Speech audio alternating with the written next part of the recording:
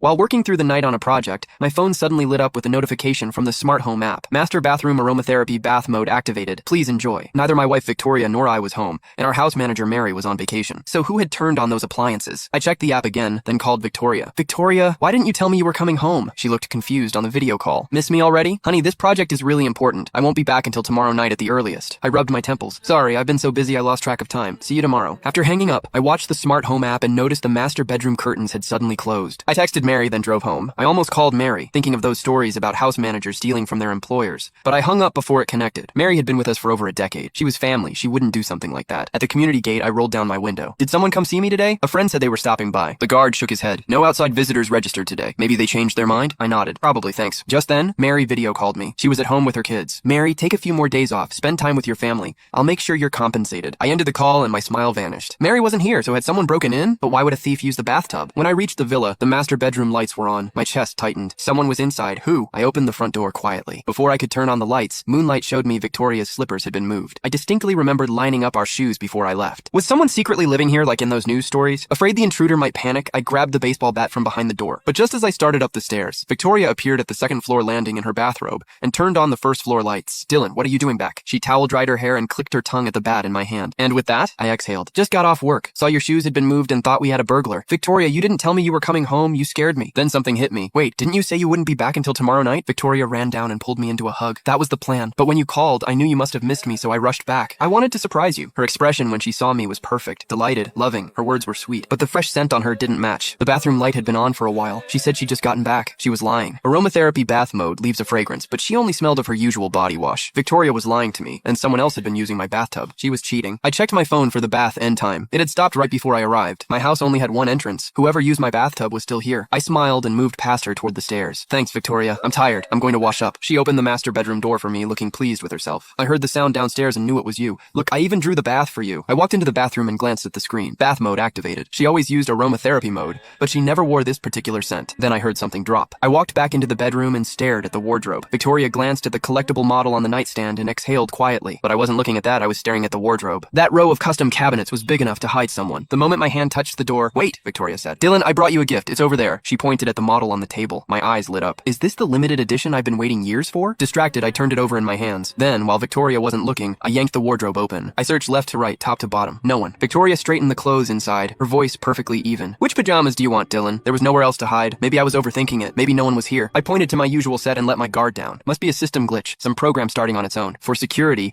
I had facial recognition cameras at the front door and a hidden camera inside pointing at the entrance. You can find the full story in my bio. It's free.